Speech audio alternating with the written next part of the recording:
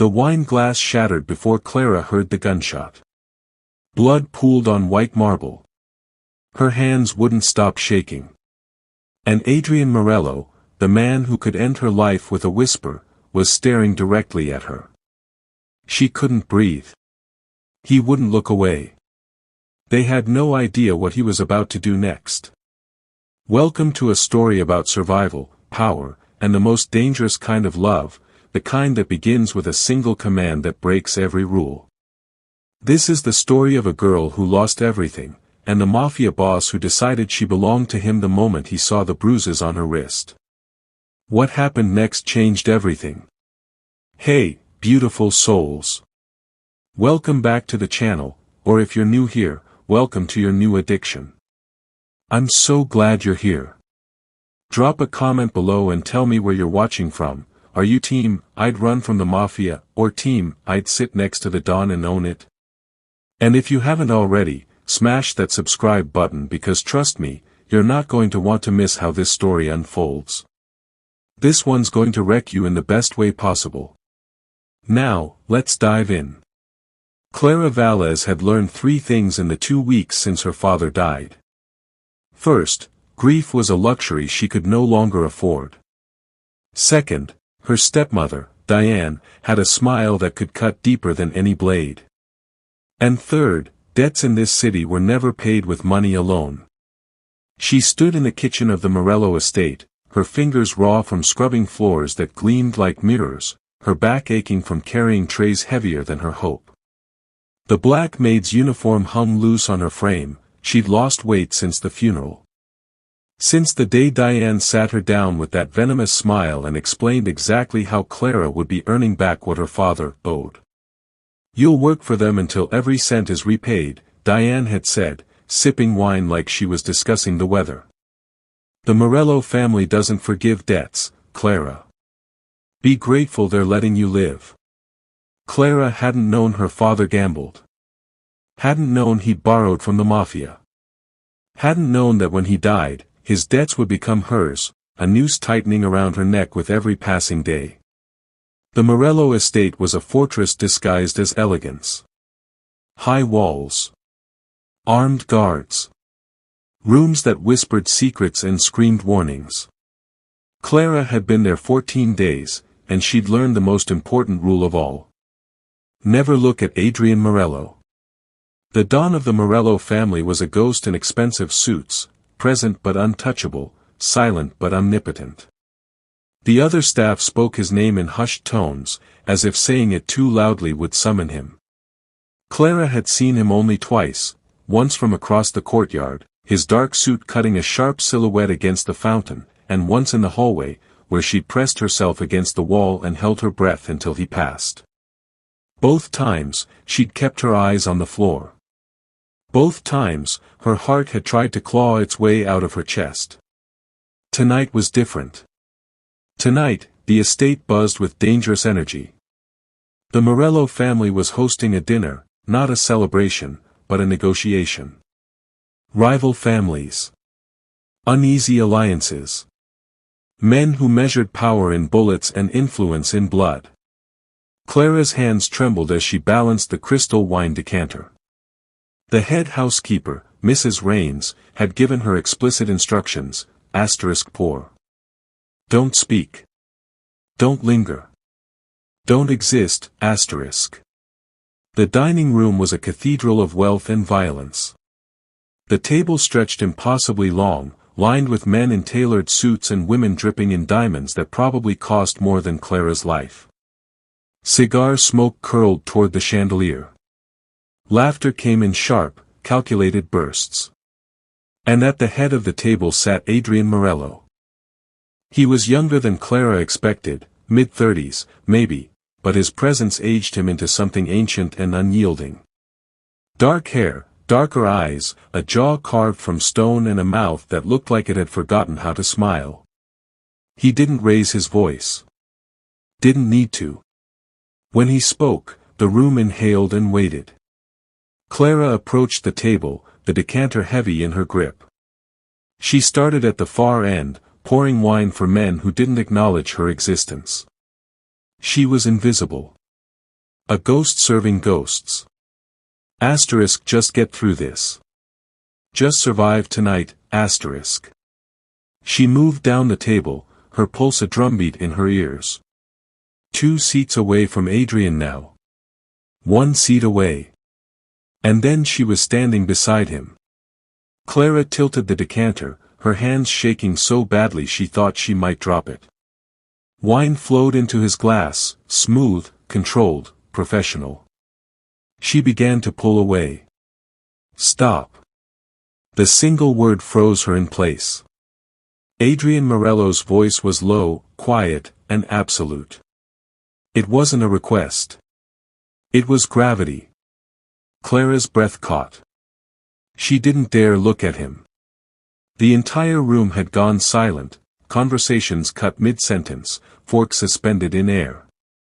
Your wrist, Adrian said. Clara's heart stopped. She tried to hide them, the bruises that mottled her left wrist in shades of purple and yellow. Diane's parting gift before sending her here. A reminder of who owned her now. Look at me. Clara's body obeyed before her mind could protest. She lifted her gaze, and for the first time, she met Adrian Morello's eyes. They were dark. Fathomless. And burning with something that made her skin prickle with equal parts terror and something she couldn't name. He studied her face, the exhaustion carved into her features, the fear she couldn't quite bury, the defiance she didn't know she still carried. His gaze dropped to her wrist, lingered there, then returned to her eyes. The silence stretched. Someone coughed. A woman at the far end of the table whispered something behind her hand. Adrian leaned back in his chair, his expression unreadable. Then he turned to the man on his right, a silver-haired underboss with cold eyes, and gestured to the empty chair beside him. Move. The underboss blinked. Boss, Move. The man's face paled. He stood, hesitated for half a heartbeat, then walked to another seat. Adrian's gaze returned to Clara. He didn't smile. Didn't soften. But when he spoke, his voice carried the weight of an empire. Sit. Next to me. The room erupted in barely contained shock. A woman gasped. A man muttered something in Italian that sounded like a curse. Mrs. Raines, standing in the corner, looked like she might faint. Clara's mind screamed at her to run, to apologize, to disappear. But Adrian Morello was still looking at her. Waiting. A maid did not sit beside a dawn. It wasn't done. It was unthinkable. Yet no one dared to challenge him. Clara's legs moved on their own. She set the decanter down with trembling hands and lowered herself into the chair beside Adrian Morello, her heart hammering so hard she thought everyone could hear it. The leather was soft. The table was close. She could smell his cologne, expensive, with notes of cedar and something darker, something that felt like danger wrapped in silk. Adrian turned back to his meal, cutting into his steak with surgical precision. But his presence beside her was a living thing, commanding, protective, possessive. Eat, he said quietly, not looking at her. Clara stared at the untouched plate in front of her. I can't. That wasn't a request. Across the table, a woman with blood-red lips and a diamond choker stared at Clara like she was an insect that needed crushing. Beside her, a man with a scar across his cheek leaned toward his companion and whispered something that made them both smile cruelly. Clara picked up her fork. Her hand shook. She brought a piece of food to her mouth and tasted nothing. Adrian continued his conversation with the man across from him, something about shipments and territories and dealing with the Rossi problem. His tone was casual, almost bored. But twice, his gaze flickered to Clara, checking. Protecting. When dinner finally ended, Clara expected to be dismissed, to return to the kitchen and scrub away the shame of what had just happened. Instead, Adrian stood, buttoned his suit jacket, and looked down at her. "You'll stay in the East Wing tonight. Mrs. Raines will show you to your room." My room?" Clara's voice was barely a whisper. "Your room," Adrian repeated. His eyes held hers for one more moment, a moment that felt like a brand, like a claim, like a promise she didn't understand yet. Then he walked away, and the room began to breathe again. The room they gave Clara wasn't a servant's quarters. It was a cage dressed in silk. She stood in the doorway, unable to move, unable to process what she was seeing. A four-poster bed with cream linens. A window overlooking gardens she'd only seen from a distance. Furniture that looked like it belonged in a museum. A bathroom with marble counters and gold fixtures that gleamed under soft lighting. This wasn't where maids slept. This was where guests slept. Important guests. Dangerous guests. Mrs. Raines stood behind her, lips pressed into a thin line of disapproval. "Mr. Morello's orders," she said, each word clipped and cold. "You're to stay here. Don't touch anything you don't need to. Don't wander. And for God's sake, girl, don't make him regret this." Clara turned to face her. "I don't understand." "Why would he? Understanding isn't your job." Mrs. Raines's eyes were hard but not unkind. She'd worked for the Morello family for 20 years, and she'd learned when to ask questions and when to survive. "Your job is to keep your head down and do exactly what he tells you. Nothing more. Nothing less." She left before Clara could respond. The door clicked shut, and Clara was alone. She walked to the window, her legs shaking, and looked out at the estate grounds. Even at night, the place was alive with menace, guards patrolling the perimeter, security lights cutting through shadows, the distant sound of dogs barking. Beautiful and brutal, like everything else in Adrian Morello's world. Clara pressed her forehead against the cool glass and finally let herself cry. Not the loud, gasping sobs she'd swallowed at her father's funeral while Diane watched with that satisfied smile. Not the silent tears she'd shed in the kitchen when her hands bled from work. This was different. Deeper. The kind of crying that came from realizing you'd lost control of your own life so completely that even mercy felt like a trap. Why did he notice me? She'd been so careful. Kept her eyes down. Moved like a shadow. Became invisible. But Adrian Morello had seen her anyway. Had seen the bruises. Had seen her. And now she was here, in this room, in this life, sitting next to a man who could destroy her with a word or protect her with the same. Clara didn't know which terrified her more. Morning came too soon. A soft knock woke her from restless sleep. Clara sat up, disoriented, her body aching in places she'd forgotten could hurt. The room was bathed in golden sunlight, so different from the cramped, dark corner she'd been sleeping in before. "Miss Valles?"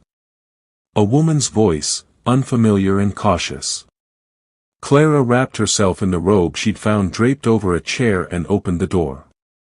A young woman stood there, maybe a few years older than Clara, with auburn hair pulled into a neat bun and intelligent green eyes that assessed Clara with open curiosity. She wore the same black uniform as the other staff, but she carried herself differently, less beaten down, more resilient. "I'm Lily," she said, offering a small smile. "Mrs. Raines sent me to bring you breakfast and, well, help you understand how things work around here now." "Now?"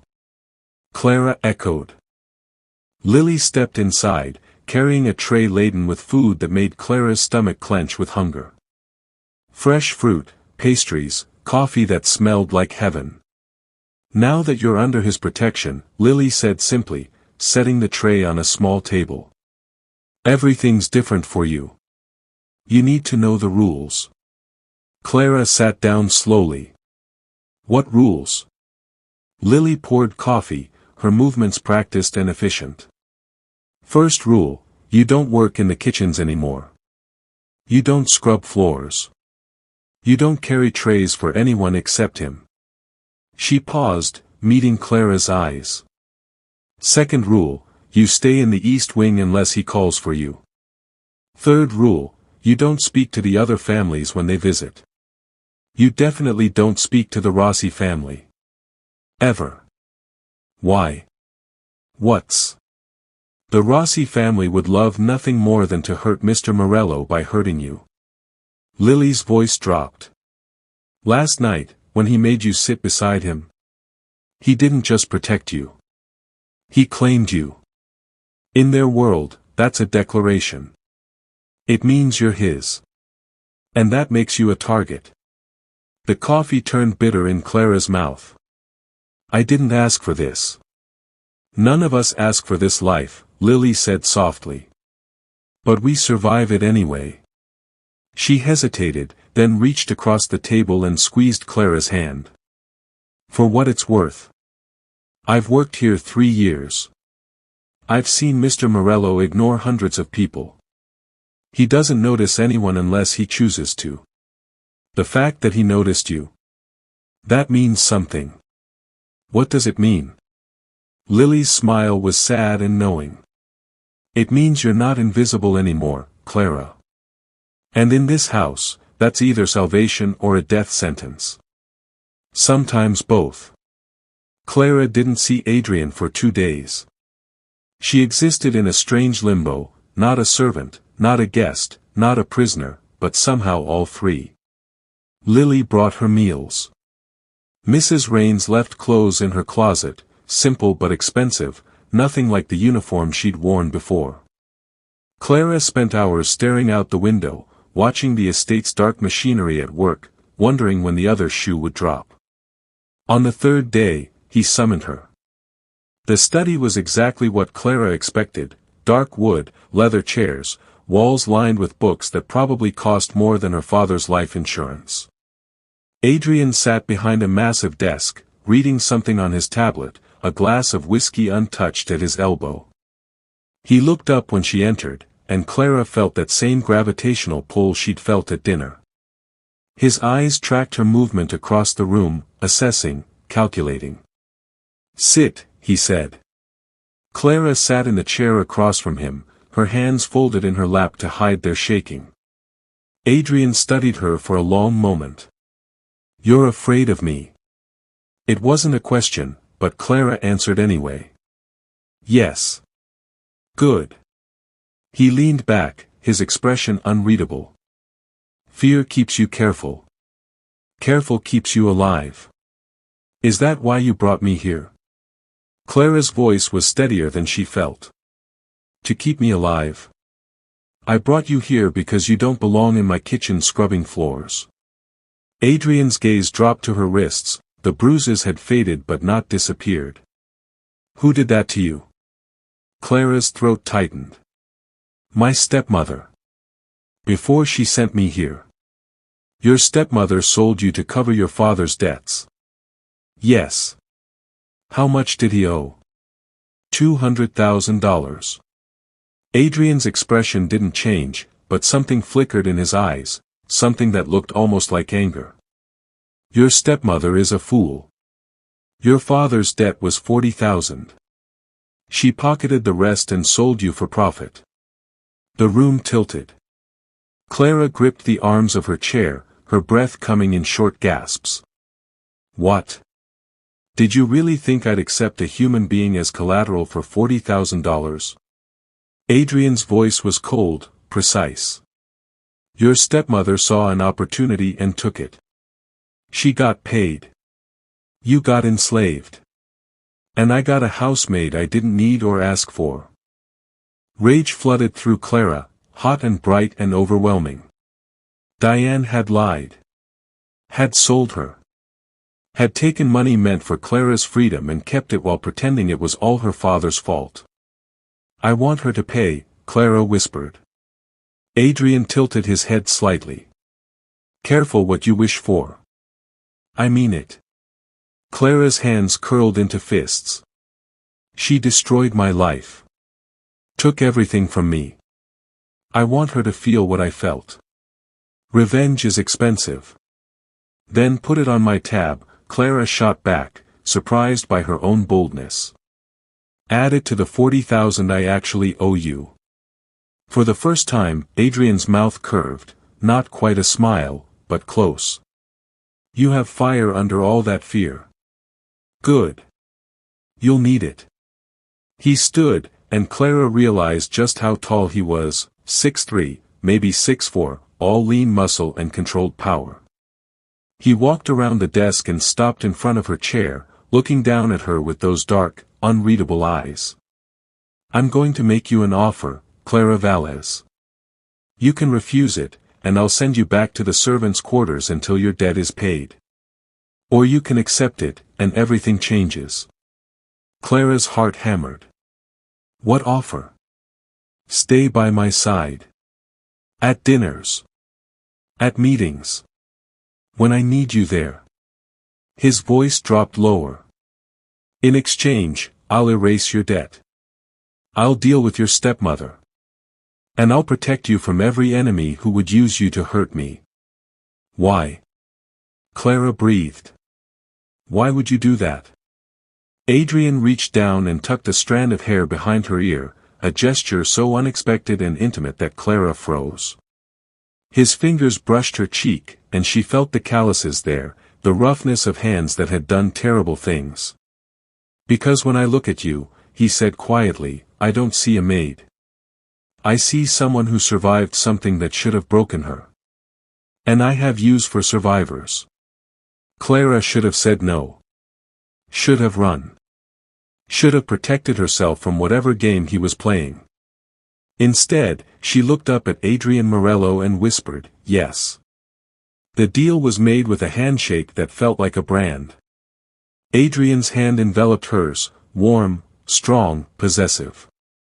When he released her, Clara felt the absence of his touch like a physical loss. You'll move to the main wing tonight, he said, returning to his desk as if he hadn't just changed her entire existence. Lily will help you. I have a meeting with the Castellano family tomorrow night. You'll attend. Clara stood on shaking legs. What should I do at these meetings? Sit beside me. Look beautiful. Say nothing. Adrian picked up his whiskey, finally taking a sip. Your presence sends a message. That's all I need from you. That's all I need from you. The words should have been reassuring. Instead, they felt like a lie. Clara left the study in a daze, her mind spinning. She'd just agreed to become, what? Adrian's companion. His prop. His. Well. The little maid who thinks she's a queen. Clara spun around. A woman stood in the hallway, mid-20s, stunning in a way that felt weaponized. Dark hair fell in glossy waves over her shoulders. Her dress probably cost more than Clara's entire wardrobe. But it was her eyes that made Clara's stomach drop, cold, calculating, and filled with pure venom. I'm sorry, I don't. Of course you don't know me. The woman stepped closer, her heels clicking against marble. I'm Zara Castellano. Adrian's fiancée. The world stopped. Fiancée. Zara smiled at Clara's obvious shock. Oh, he didn't mention me. How typical. Men like Adrian don't discuss their arrangements with the help. She circled Clara like a predator evaluating prey. Let me give you some advice, sweetheart. Whatever you think is happening between you and Adrian, it's not real. You're a novelty. A distraction. And when he's bored with you, you'll disappear just like all the others. Clara found her voice. We're not. Save it. Zara's eyes hardened. I've been part of Adrian's world since we were children. Our families have been planning this alliance for years. You're nothing. A nobody playing dress-up in a world that will eat you alive. She leaned in close, her breath hot against Clara's ear. Enjoy your little fantasy while it lasts. But remember, Adrian Morello belongs to me. And I don't share. Zara walked away, leaving Clara standing in the hallway, her heart racing and her mind reeling. Asterisk fiancé. He has a fiancé, asterisk. Clara didn't tell Adrian about Zara. She told herself it was because it didn't matter, that whatever arrangement existed between Adrian and the Castellano family had nothing to do with her. She was just playing a role. Sending a message. Nothing more. But late at night, alone in her new room in the main wing, she couldn't stop seeing Zara's smile. Couldn't stop hearing those words, "He belongs to me." The room Adrian had given her was even more luxurious than the last, cream and gold, with a view of the entire estate. A door connected her room to his suite, though it remained locked. Clara stared at that door for hours sometimes, wondering what lay beyond it. Wondering if Zara had ever been there. Wondering why she cared. Lily arrived the next morning with breakfast and a garment bag. "For tonight," she said, hanging it carefully in Clara's closet. "Mr. Morello's orders. The Castellano meeting." Her expression turned worried. "Clara, you need to be careful tonight. The Castellanos aren't like the other families. They're—" "I met Zara," Clara interrupted quietly. Lily's face paled. "Oh God. What did she say?" "That she's Adrian's fiancé. That I'm temporary. That I don't belong here."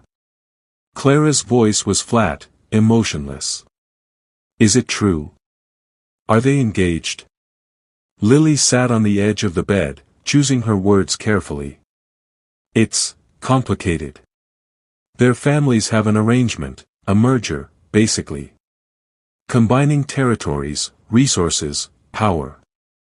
Zara's father controls the southern ports. Adrian needs those for his operations. Marriage would seal the deal. So it's true. It's business," Lily said firmly. "That's all it is. Adrian doesn't love her. Everyone knows that. Does that matter?" Clara laughed bitterly. "In this world, love is probably a liability." Lily grabbed her hand. "Clara, listen to me. I've watched Adrian with Zara for 3 years. He tolerates her because he has to. But the way he looks at you, that's different. That's dangerous," Clara finished. "That's what that is." The dress Adrian had chosen was midnight blue silk that clung to curves Clara didn't know she had.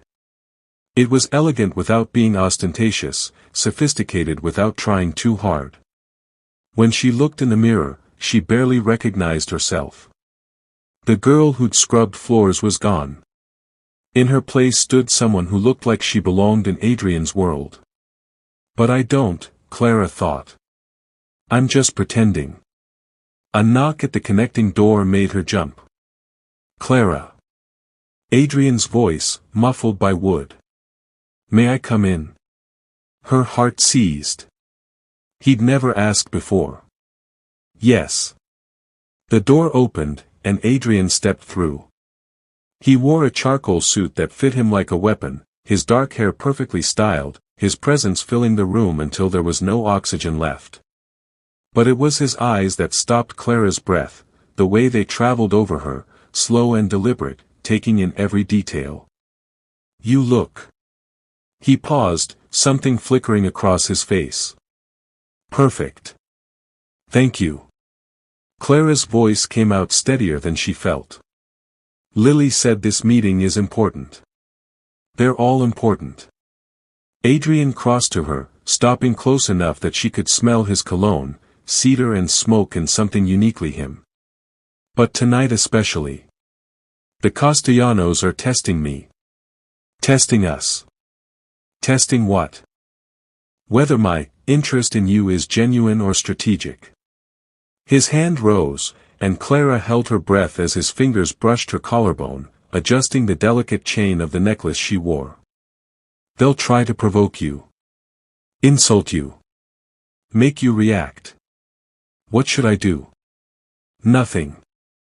His eyes met hers, dark and intense. You sit beside me. You let me handle them. And you remember that in that room, you're under my protection.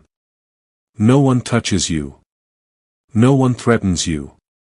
Understood? Clara nodded, not trusting her voice. Adrian's hand lingered at her throat for one more heartbeat, his thumb tracing the rapid pulse there. Then he stepped back, the moment broken. It's time. The dining room was a battlefield disguised as a dinner party. The Castellano family arrived with an entourage, soldiers disguised as assistants, weapons hidden under expensive clothes. Zara entered on her father's arm, wearing red like a declaration of war. Her eyes found Clara immediately, and her smile was all teeth. Adrian, Zara purred, crossing to him and kissing both his cheeks in a gesture that felt possessive. You look delicious as always. Zara.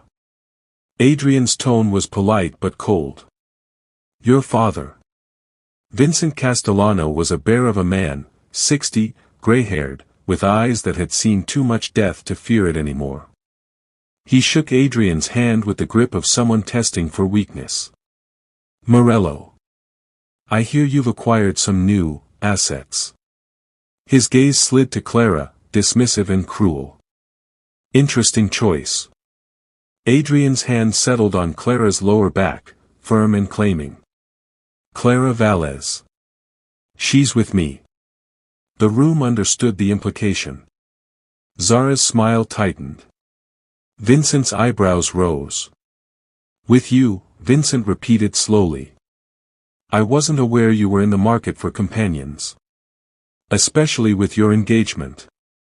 My personal affairs are not up for discussion. Adrian's voice dropped to a temperature that could freeze blood. Shall we eat? Dinner was agony. Clara sat beside Adrian, hyper-aware of every glance, every whispered comment, every subtle threat disguised as small talk. Zara sat directly across from her, her eyes never leaving Clara's face, her smile never quite reaching her eyes. So, Clara, Zara said sweetly, spearing a piece of fish. Adrian tells us so little about you. What did you do before you came to work here? The emphasis on work was deliberate. A reminder that Clara had been a servant. I went to college, Clara said quietly. Before my father died. Oh. What did you study? Art history. Zara laughed, a sharp, cutting sound. How useful. I'm sure that served you well in your current position. Zara. Adrian's voice was soft but lethal. Enough. I'm just making conversation, darling, Zara cooed. But her eyes promised murder. Vincent leaned forward, his massive hands folded on the table. Adrian, let's speak plainly. This alliance between our families, it's been years in the making. My ports, your distribution network. Together, we'd control the entire eastern seaboard. He glanced at Clara.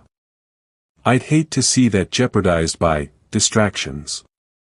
Clara is not a distraction, Adrian said. She's mine. That's all you need to know. She's mine. The word sent heat racing through Clara's body.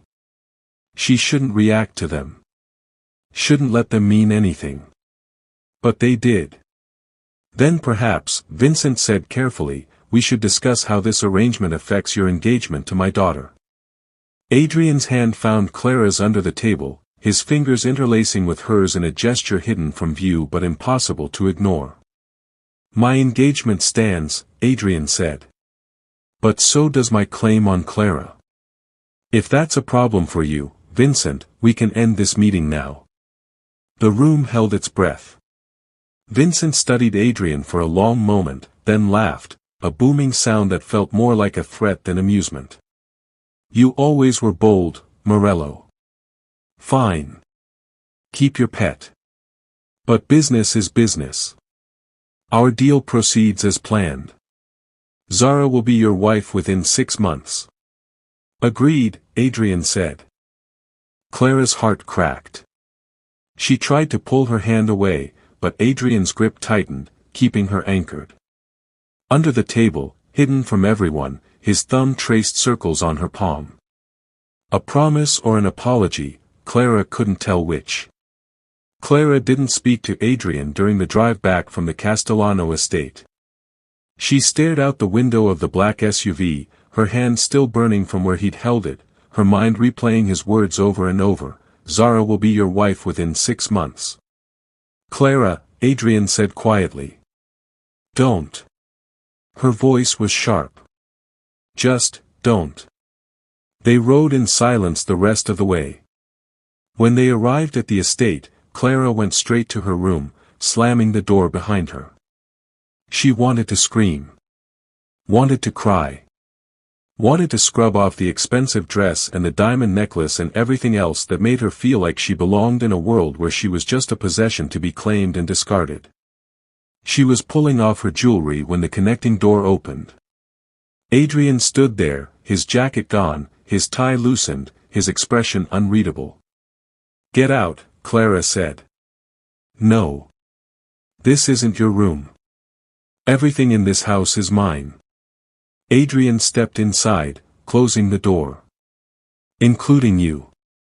I'm not a thing you can own. Clara's voice broke.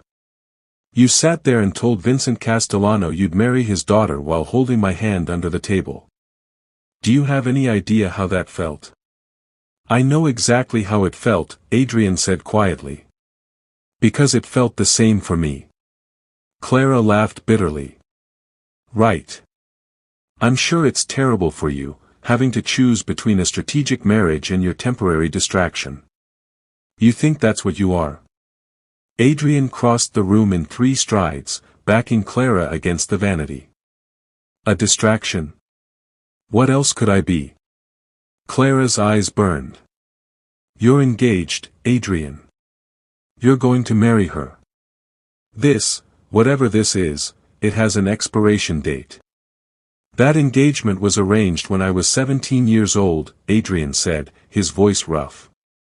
I've spent 15 years preparing for it. Building toward it. It's not about love or want, it's about power. Survival.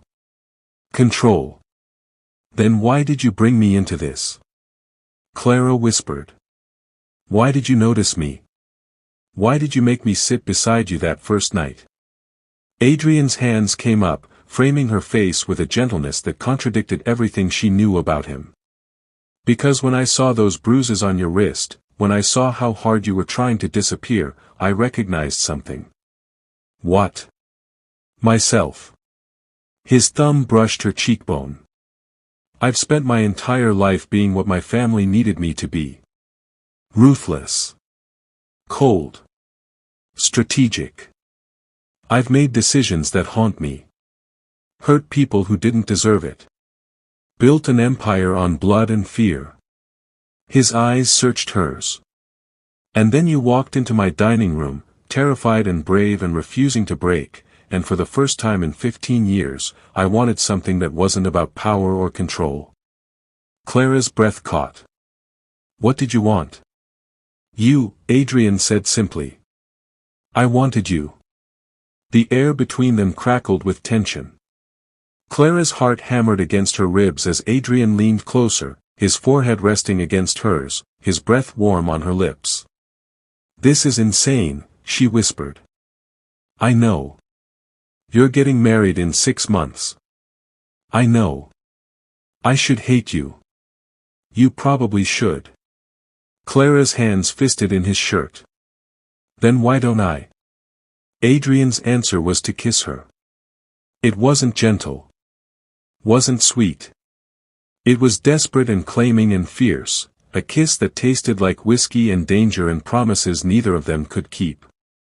Clara gasped against his mouth, and Adrian took advantage, deepening the kiss until she was drowning in him. His hand slid into her hair, destroying the elegant updo. Her fingers clawed at his shoulders, trying to pull him closer even though there was no space left between them. The vanity dug into her back, and she didn't care. Nothing mattered except this moment, this feeling, this man who was supposed to be her enemy but felt like salvation. When they finally broke apart, both breathing hard, Adrian rested his forehead against hers again. "I can't give you forever," he said hoarsely. "But I can give you now. These 6 months. And I swear to you, Clara, I'll burn down the world before I let anyone hurt you." Clara's eyes filled with tears. "What happens when the 6 months are over?" "I don't know." Adrian's honesty was brutal. "But right now, in this moment, you're mine. And I'm yours. Can that be enough?" Clara knew she should say no. Should protect herself. Should run before this man destroyed her completely. Instead, she pulled him back down and kissed him again. Because sometimes, 6 months of heaven was worth an eternity of hell. 3 months passed like a fever dream. 3 months of stolen moments behind locked doors. Of Adrian's hands in her hair during midnight meetings. Of Clara learning to navigate his world, the violence, the politics, the constant threat of death disguised as dinner parties. 3 months of falling in love with a man who would never truly be hers. Clara knew the rules. She'd agreed to them. 6 months, and then Adrian would marry Zara Castellano, and Clara would, what? Disappear. Return to being invisible. Survive the loss of the only person who'd ever made her feel like she mattered. She tried not to think about it. Tried to live in the present, to savor every touch, every whispered word, every moment Adrian chose her over his empire. But the clock was always ticking. And their enemies were always watching. The first sign of trouble came on a Tuesday morning. Lily burst into Clara's room, her face pale, her hands shaking. "Clara, you need to hide. Now." Clara's blood turned to ice. "What's wrong?" "The Rossi family. They're here. At the gates." Lily grabbed Clara's arm, pulling her toward the closet. "They're demanding to see Adrian. Something about a deal gone wrong. If they see you." The sound of gunfire cut through the air. Not distant. Not outside. Inside the house. Clara's heart stopped. "Adrian. Where's Adrian?" "In his office on the 2nd floor." "Clara, you can't." But Clara was already running.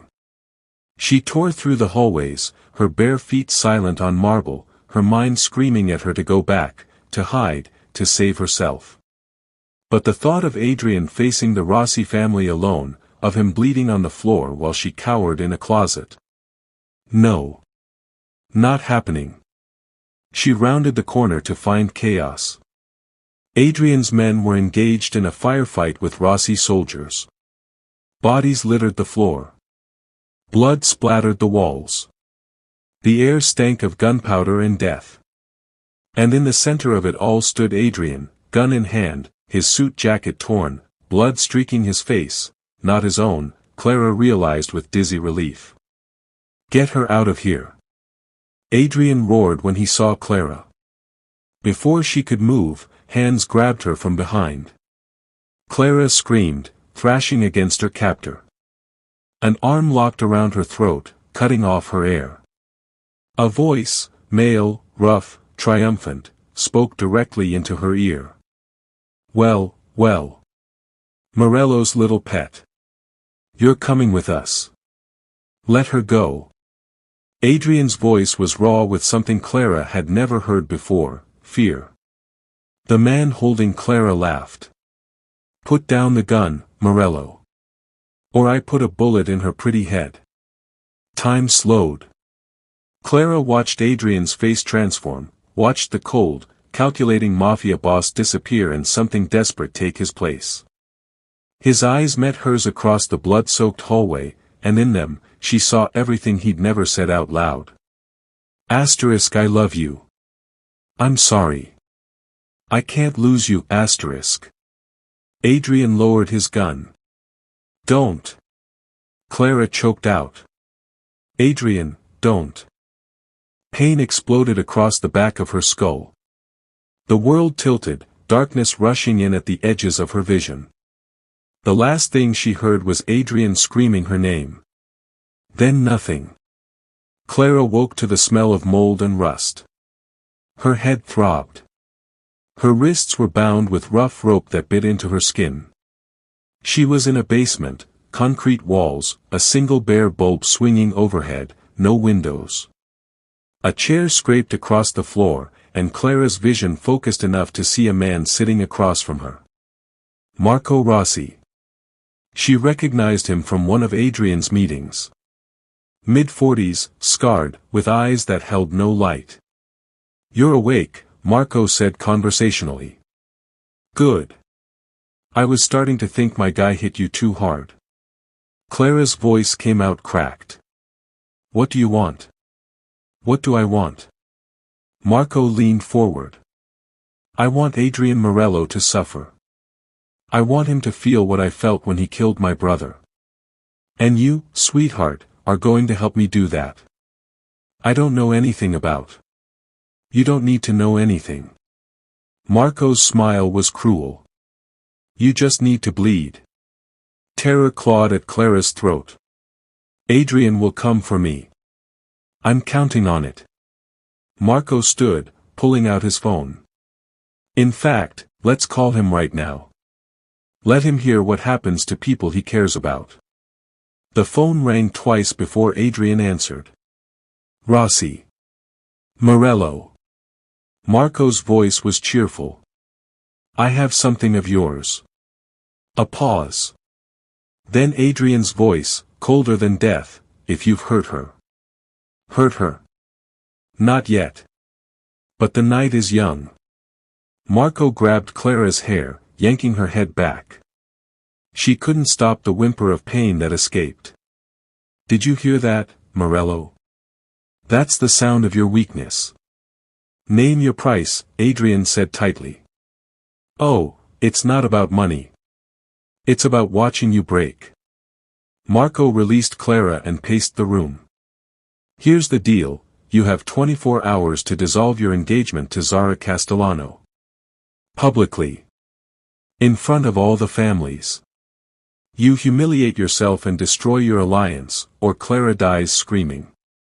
You son of a... 24 hours, Morello. Choose wisely."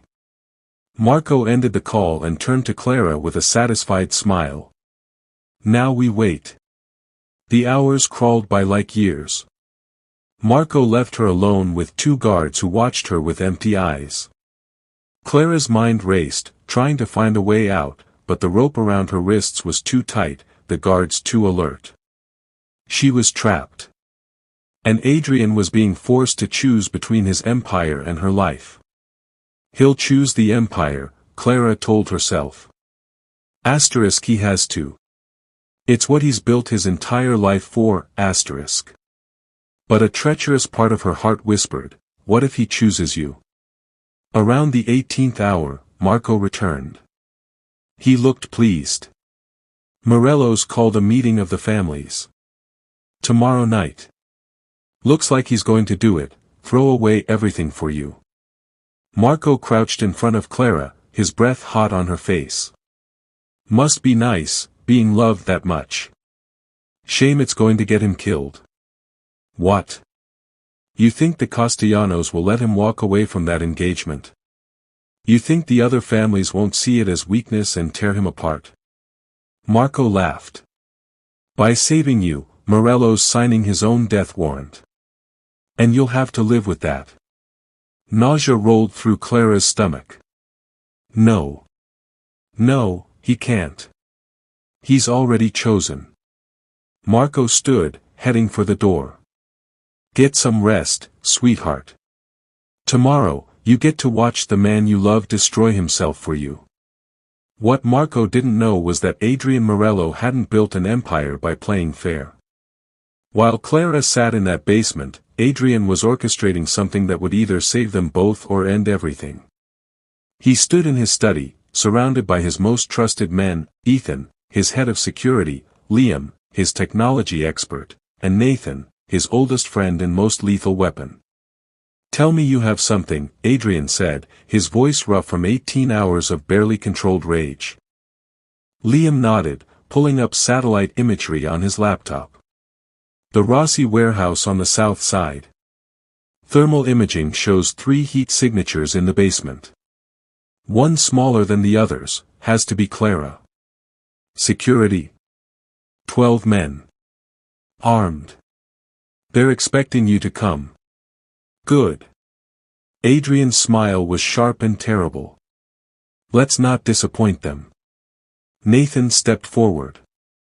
Boss, if you break the Castellano engagement publicly, Vincent will declare war. The other families will sense weakness. We'll be fighting on 5 fronts. Then we make sure they don't see weakness. Adrian loaded his gun with practiced efficiency. We show them power. Ethan frowned. How? By giving them what they want. Adrian's eyes were cold and calculated. Vincent wants the ports and my distribution network. The Rossis want revenge. The other families want stability. He holstered his weapon. So we give them a new deal. One that doesn't require me to marry Zara. What kind of deal? Adrian pulled out his phone and dialed. When Vincent Castellano answered, Adrian didn't waste time on pleasantries. I'm calling off the engagement. Vincent's voice exploded through the speaker. Are you insane? We had a deal, Morello. And I'm offering you a better one, Adrian said calmly. I'll give you exclusive distribution rights to the entire northern corridor. Twice the profit, none of the complications of merging families. You keep your ports. I keep my territory. Everyone wins. Silence. Then, and the girl? Is non-negotiable. More silence. Adrian waited, his jaw clenched, every second feeling like an hour. You're giving up a lot for one woman, Vincent said slowly. I know what I'm giving up. Do we have a deal or not? Another pause. Then Vincent laughed, genuine, surprised. You really love her.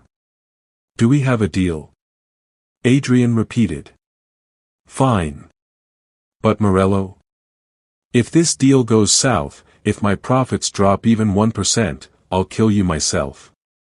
Understood. Adrian ended the call and looked at his men. Now we get Clara back. The assault on the Rossi warehouse was surgical and brutal.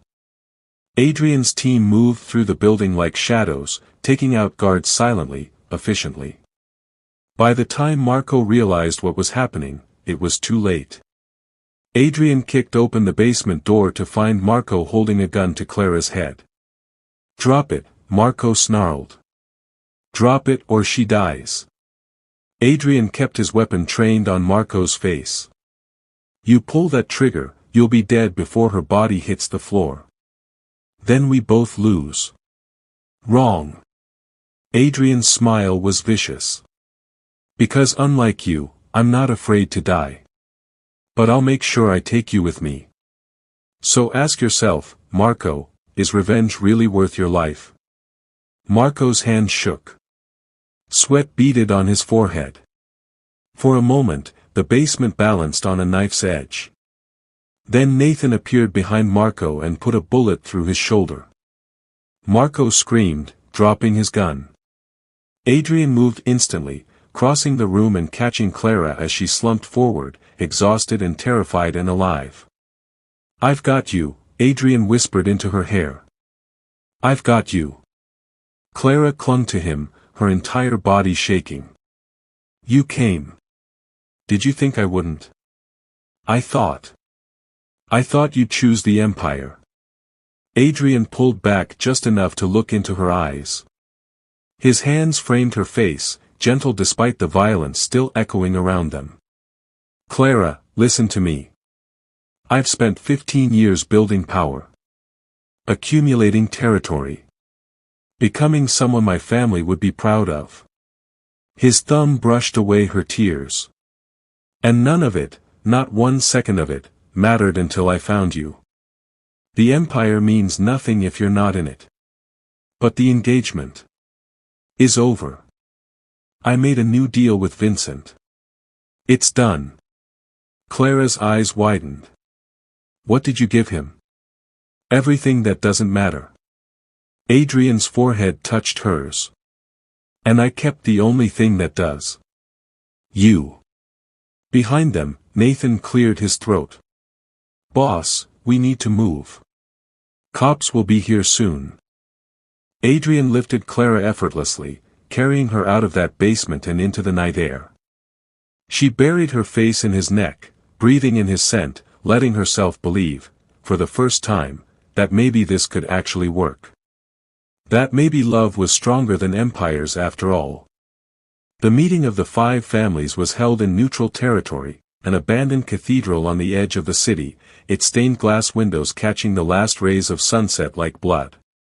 Clara stood beside Adrian, her hand steady in his, her spine straight despite the fear coiling in her stomach. Every major Mafia family in the region was here, the Castellanos, the remaining Rossis, the De Lucas, the Romanos, and Adrian's own Morello clan. This was it. The moment that would either legitimize Clara's place in Adrian's world or condemn them both. Zara Castellano stood across the room, her red dress a declaration of war, her eyes promising violence. But it was Vincent who stepped forward first, his massive frame imposing even in this sacred space. Morello, Vincent's voice echoed off stone walls. You've called this gathering to formalize the dissolution of your engagement to my daughter. Are you prepared to face the consequences of that decision? Adrian's grip on Clara's hand tightened for just a moment. Then he released her and stepped forward alone. I am. A murmur rippled through the assembled families. You understand, Vincent continued, that breaking this engagement is seen as a slight against my family. Against our alliance. Some would call it disrespect. I call it honesty, Adrian said. I won't marry a woman I don't love to secure a business deal. Not when there are other ways to achieve the same goal. And the girl? This came from Lorenzo Romano, an old man with white hair and eyes like ice. You're willing to risk everything for a nobody? A former servant? Clara flinched at the venom in his voice, but Adrian's expression remained cold. Clara Valles is not a nobody. She's mine. And anyone who disrespects her disrespects me. Adrian's voice dropped to a lethal whisper. We all know what happens to people who disrespect me. The room fell silent. Then Zara laughed, a sharp, bitter sound. This is pathetic, Adrian. You're throwing away power, security, everything we could have built together for what?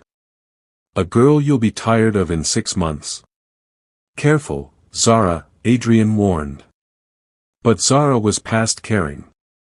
She crossed the room, her heels clicking on stone, until she stood directly in front of Clara. Look at her. She's terrified. She doesn't belong in this world. She'll never survive it. That's enough, Adrian said. Is it? Zara's smile was cruel. Tell me, Clara, do you have any idea what it takes to stand beside a man like Adrian? The blood you'll have to accept. The choices you'll have to live with.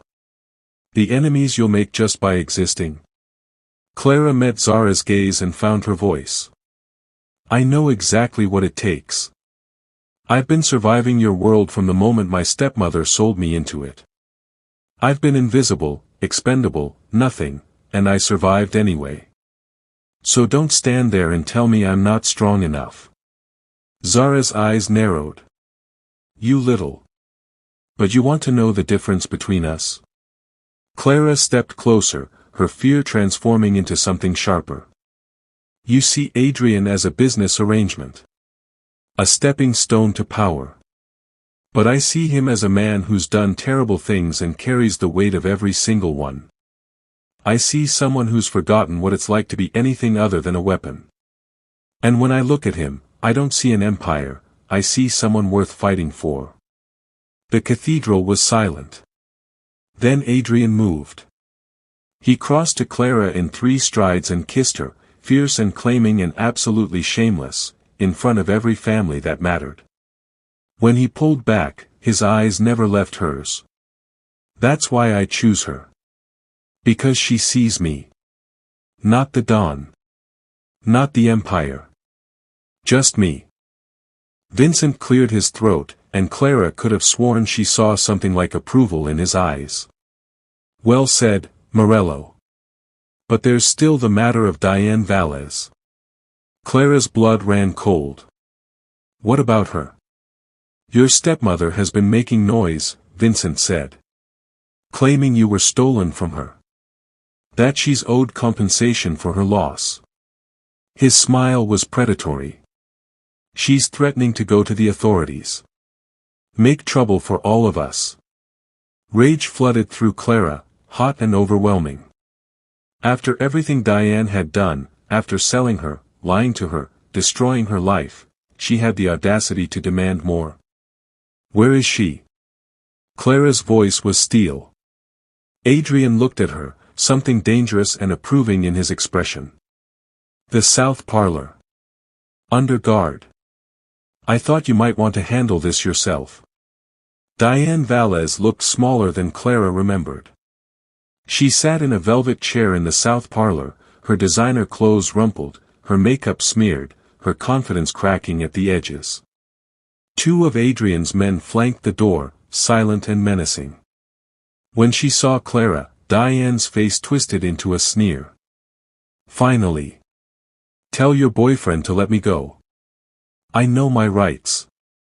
You can't just kidnap. You sold me, Clara said quietly. Diane's mouth snapped shut. You sold me to pay off a debt that didn't exist. Clara walked closer, her hand steady. You took $160,000 meant for my freedom and kept it while I scrubbed floors and tried not to disappear. So don't talk to me about rights. Your father owed $40,000. I know. Adrian told me. Clara's smile was sharp. You're not just a liar, Diane. You're a thief. And now you're threatening to go to the police? To expose the families? Diane's face paled. I just want what's fair.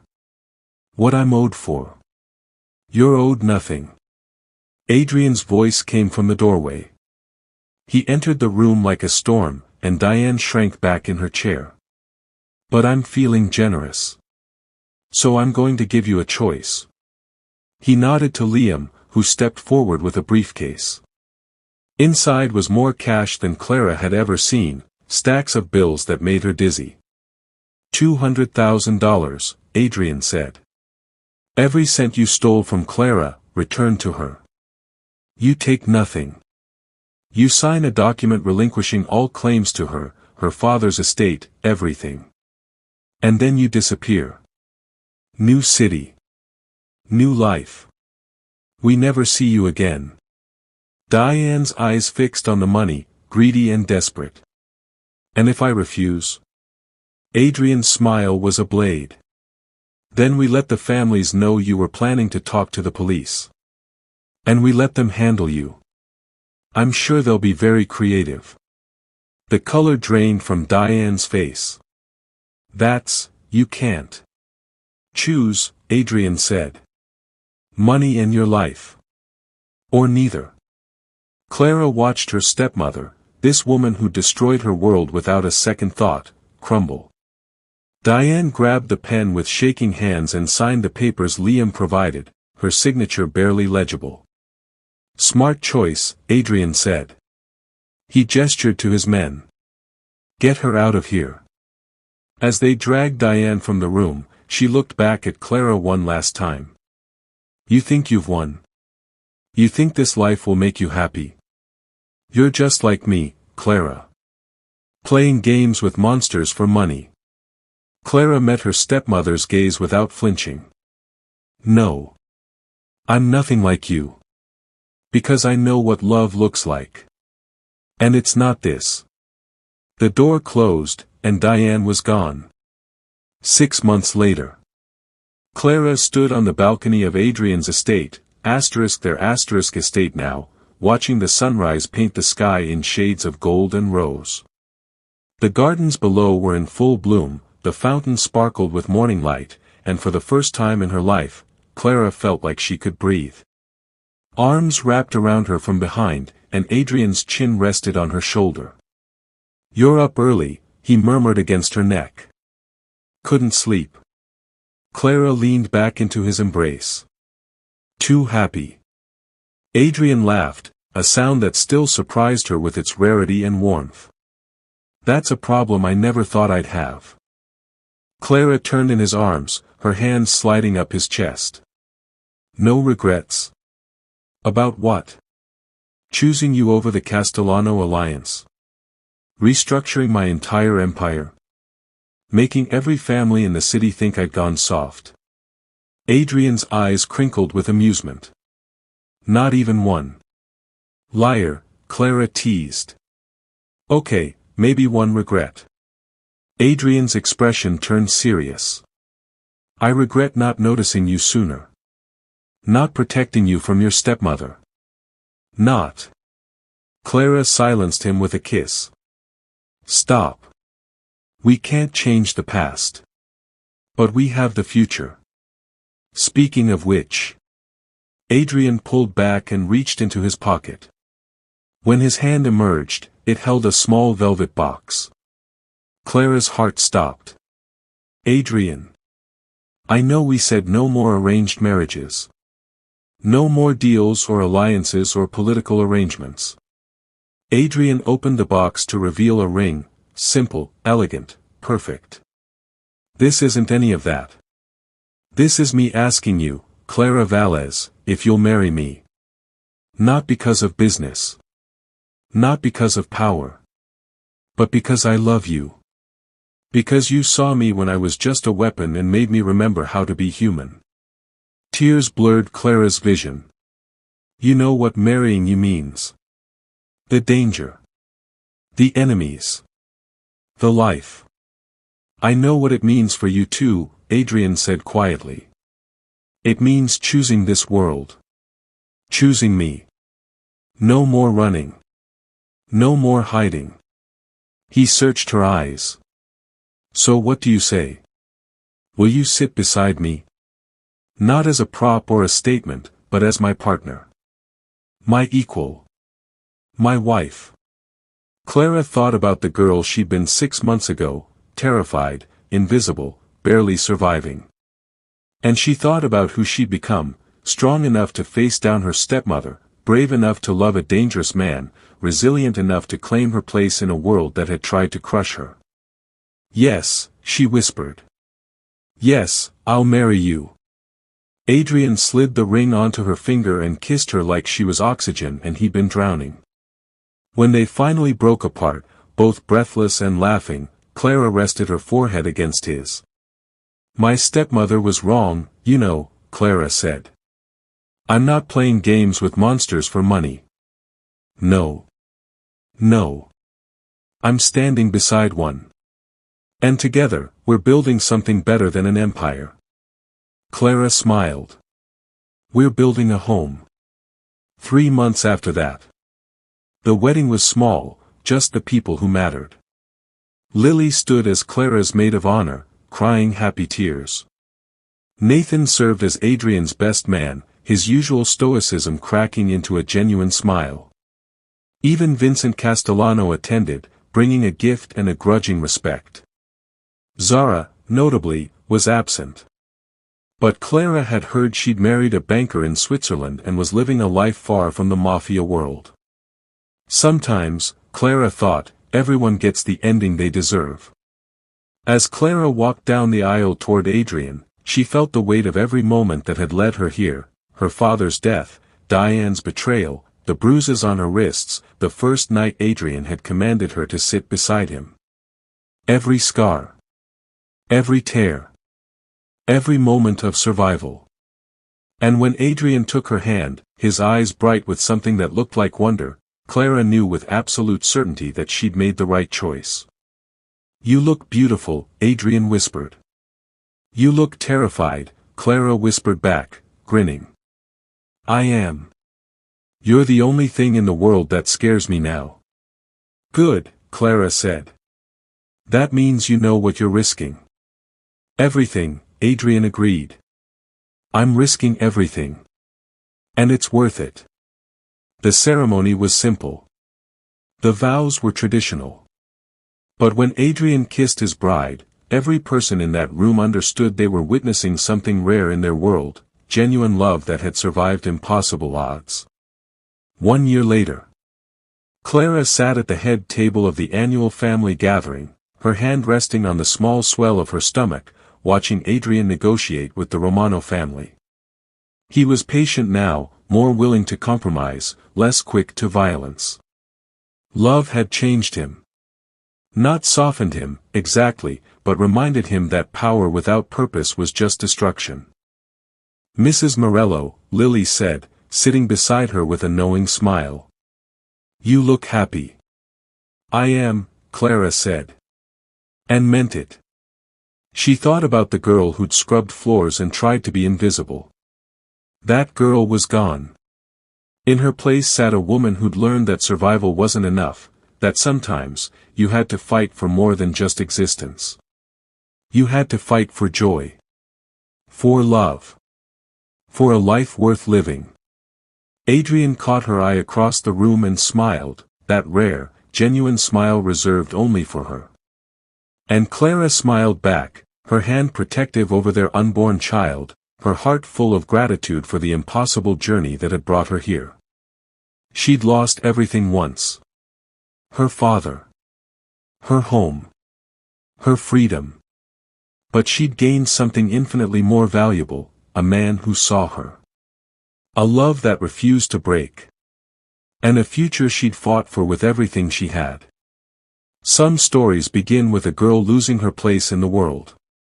This one ended with her claiming it,